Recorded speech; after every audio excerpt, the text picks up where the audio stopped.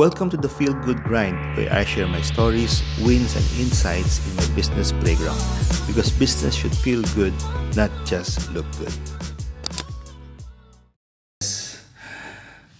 So most CEOs train their minds, but in my case, I train my body as well, because it carries not only my day-to-day, but of course also my business or the things that I do. So I think I've been consistent with working out since I was a teenager. Back in 2011, I joined and finished the Ironman 70.3, the triathlon. But since then, I was consistent. Of course, at times I struggle also, but it's very rare.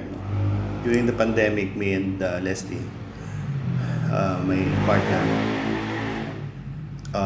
even hired a coach, build our own gym at home, where am I now, is to be a member of Gold's Gym and Anytime Fitness. But to me, since this is a way of life already, and as a business owner, I think you'll need this, especially as you know, stress is inevitable. So if you lead the team or run a business, I suggest not to neglect your body. So training like an athlete is not about ego. It's about having clarity and energy for longevity. So are you training for life or just reacting to it? So if things get heavy, go work out. Alright, it's our week 2 of our weekly vlog, the Feel Good Grind. Okay, so there's a lot of things that happened last week. So for this week, the highlights of my week this week is closing of the business process reviews. Project closing. So there's some follow-throughs, some more little tasks that needs to be done for the aviation school and the IT company. But there's also a new project, as I mentioned, in Mindanao.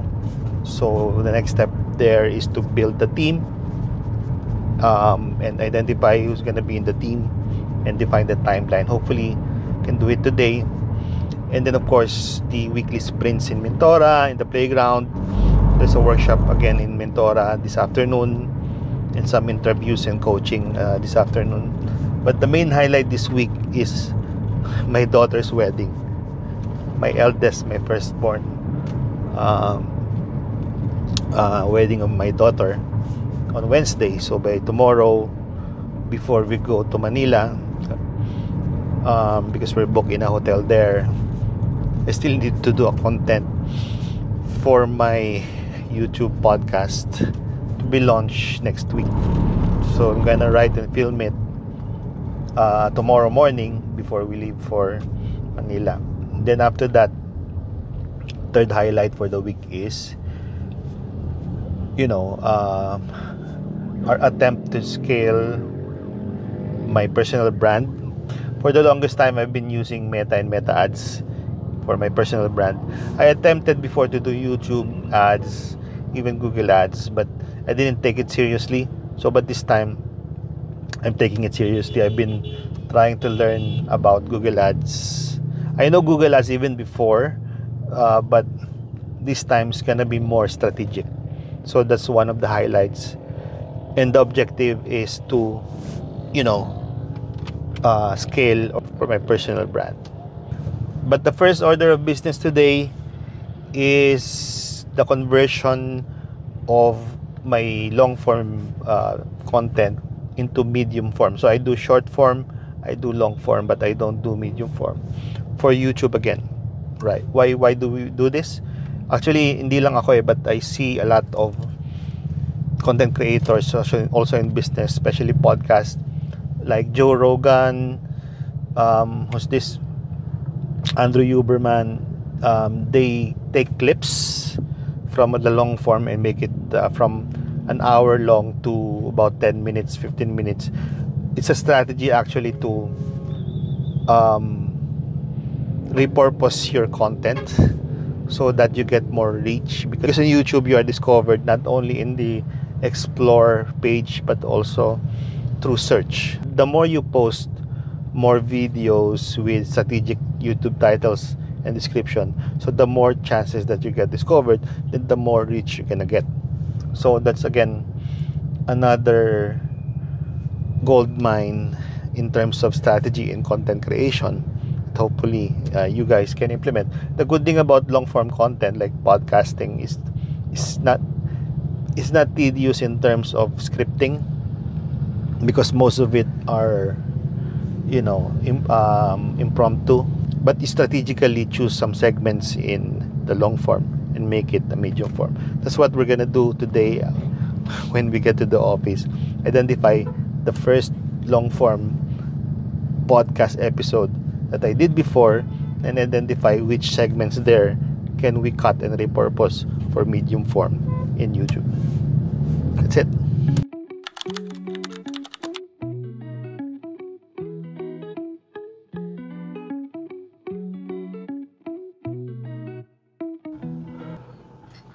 So I am done with some deep work this Monday morning, particularly some admin work, business process review projects, and others.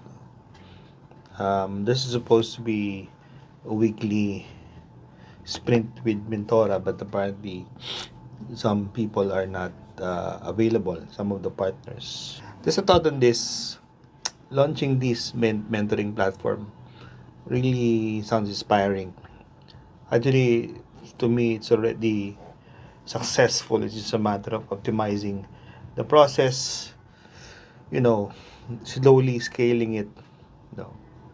But the problem really is the birth pains of the system, the people in the process. Because everything is, you know, smooth until people in the process start breaking. The struggle really mostly in a startup is, of course, the growing team, unclear roles, and broken communication. So it has to be more of like culture building. So we started with sprint planning, and those ceremonies every week, workshops every week. But a platform is only as strong as the culture that runs it. Any business, regardless if the leaders are seasoned or experienced entrepreneurs, there's always that hump that you have to break. So in my case, as a member of the board, and my current practice of just letting things go with the flow and let it solve by itself, because I trust that our current leaders for this startup is going to step up. So let's see, we scheduled our sprint planning tomorrow. So I hope there's gonna be improvement in the following weeks. Ang laki-laki ng red slits ang tapangan. Oh, maharli. So, simula ngayon. Para di nyo malimutan. So, simula ngayon, red slit ang tapangan. So, since the last session, like, I haven't really worked on many things. For GoDaddy, I use WordPress service also. Okay. Within GoDaddy, so I use that for other businesses. No? All right, so usually you buy a domain per entity or per brand. No? Mm-hmm.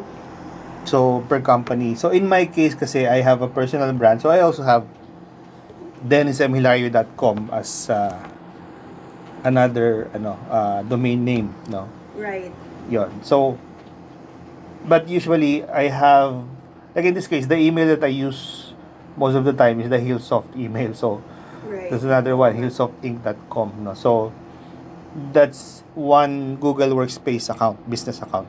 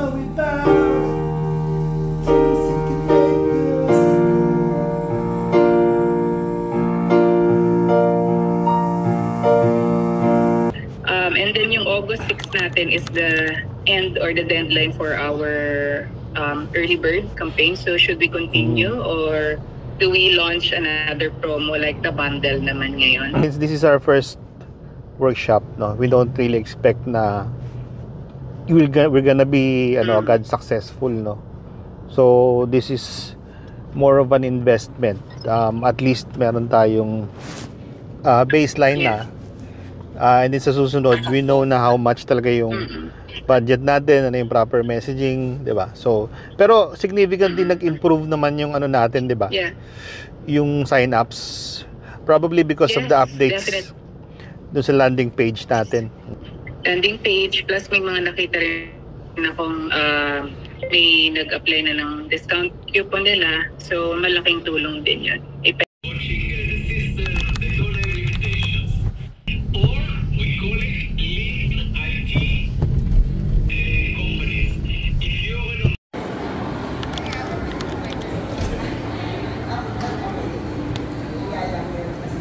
Wedding vlog starts now.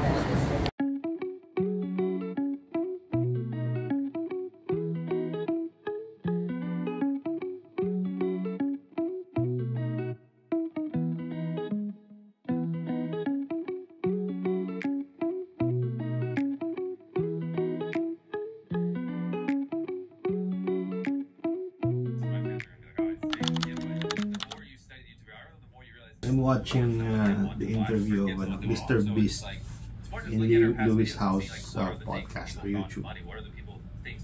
I'm inspired in creating YouTube videos these days. Okay, today's the day. How do you feel? Your daughter's getting married. How do I feel? Actually, I've always wondered about what it's like to be the father of the bride. So in this case, being in your daughter's wedding. I have an answer to that, but I'd rather say it in my speech later. So stay tuned. Lunch for the big day.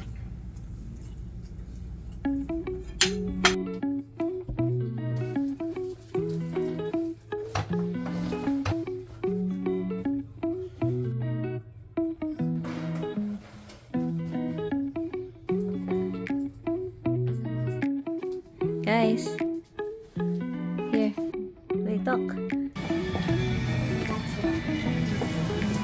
Hello. Oh. Hello. Hey naman.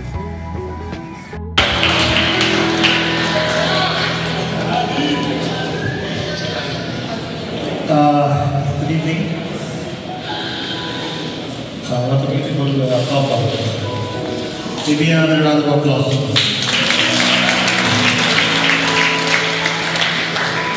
I've always wondered what it's like to be the father of the bride. From the moment I stepped in earlier, I can't help but think about, get flashbacks of memories of Fiona when she was a child. They say that no father ever wants to see their daughter struggle. And I agree, except if it's funny. Because some of her struggles, I still laugh about them to this day. Well, I think that was she was like 2 or 3 years old. We live in a small condo unit in Makati. Remember that? I went inside the bathroom, and then I was trying to close it. But for some reason, I'm having a hard time closing it. And I tried to push it, force it. When I opened the door, I thought something was wrong. And I saw Fiona by the door, gasping for air and trying to scream because her pinky was stuck in the bathroom door frame. I don't even remember that. Of course, I panicked, so I didn't do my job. So we rushed to the ER, and fortunately, nothing serious happened. But to this day, when she's mad at me, she still gives me the pinky. Just kidding. I think she's one of the most makulit, for the sake of everyone, one of the most stubborn kid I've ever met, with zero accountability. One day, same on the unit, she's like running around and then she tripped, and she had butted the wooden dining table. It was so painful. Have you ever seen somebody hit something so hard that the shape of her head is exactly the same as the dining table? It was indented on her forehead. Do you remember that? So again, I rushed to the ER. Unfortunately, again, nothing serious happened. But for a while, it's funny because her shape was like a dining table. So when she turned 6 or 7, I think she shared this last night. She got obsessed with Hannah Montana. Like her bed sheet is Hannah Montana, her study table is Hannah Montana. And the thing is, she's forcing me to watch it. And every time I'm not attentive, she's like doing this to my head. So I watch Hannah Montana and I say, I'm thinking, why is nobody recognizing Hannah smiling? And she goes, well, it's like Superman with the eyeglasses, diba? So after watching the series, I can't help but sing The Climb all the time. But speaking of singing, as we all know, Joanna is a great singer, and that's because of me. Because the first time I enrolled her in voice lessons, she didn't want to. And I go like, I already paid for it, but she still didn't want to.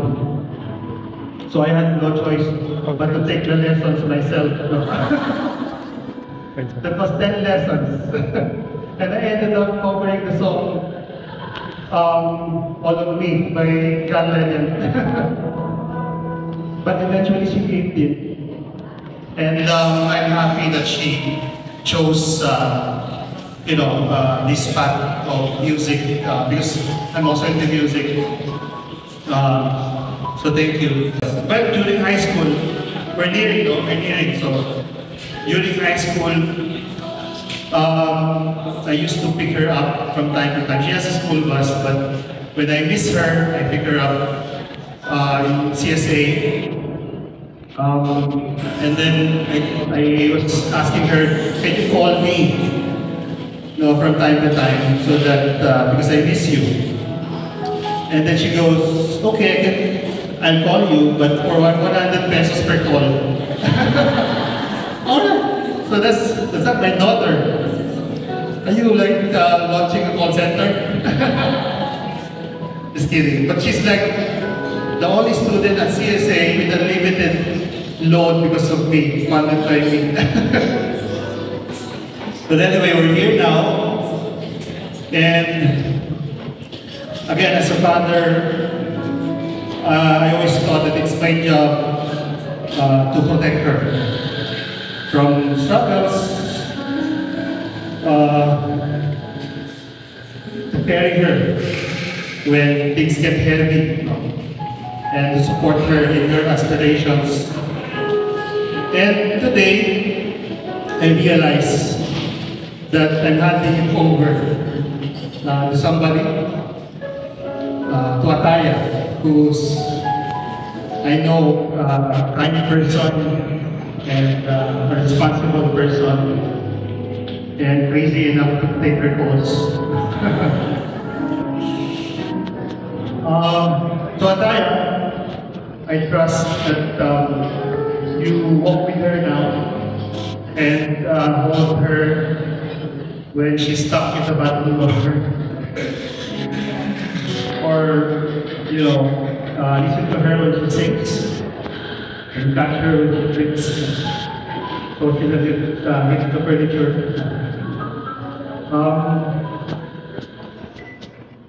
Going back to the question, what it's like to be the father of the bride, when people ask me what is the happiest moment of my life, you know this, Fiona, I always say that that was the moment when I first held you as a baby. That was the happiest. But I think today, it's a time, because when I watch you know, earlier walking down the aisle, so radiant and so ready. You're building a new life with the Ataya. It's a different kind of joy. So I think the kind of joy that you don't hold on to, but you let go of, so it can grow. So congratulations and best wishes, Ataya and Fiona. I love you and love you both. Thank you. Beautiful said.